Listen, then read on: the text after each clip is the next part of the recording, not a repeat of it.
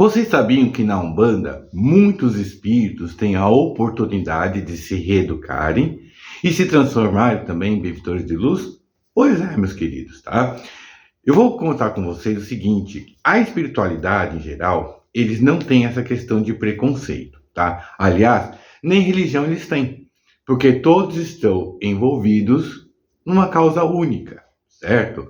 Que é a prática do amor e caridade, principalmente ensinadas por Jesus e, claro, e outros espíritos de luz, tá?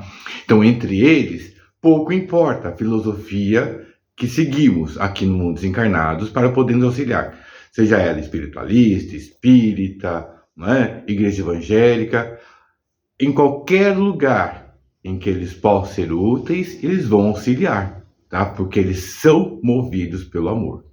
Mas vamos contar um pouco nesse detalhe sobre que muitos espíritos podem se tornar benfeitores de luz. Isso é verdade, tá?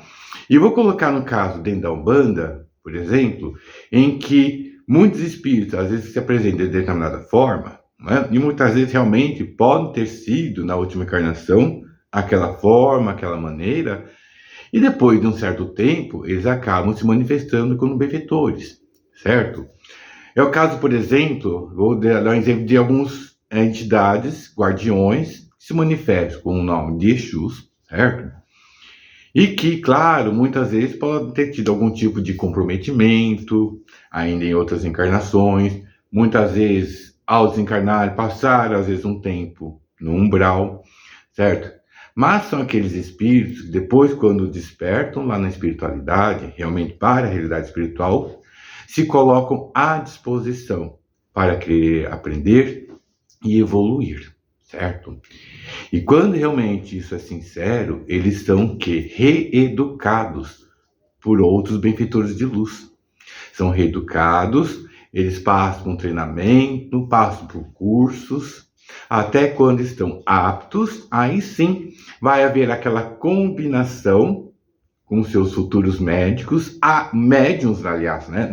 Ainda na espiritualidade, antes daquele médium reencarnar, e aí sim, havendo ajuste vibratório, muitas vezes aquele médium em que ele vai se manifestar tem compromissos com aquela entidade, com aquele espírito, ou muitas vezes tem ligações que vêm de outras encarnações.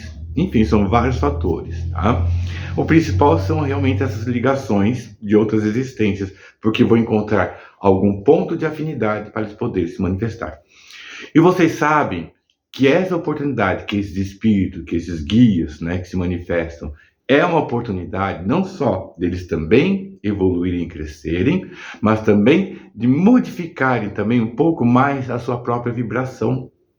É como se, através da prática do bem, eles conseguissem, muitas vezes, vamos dizer assim, atenuar certos tipos de deslizes que possam ter cometidos ainda em existências pretéritas. E isso também é uma forma de auxiliá-los a garantir, principalmente na época em que nós vivemos, de transição planetária, em que nosso planeta já está de terceira para quarta dimensão, é uma forma de garantir com que eles possam também permanecer.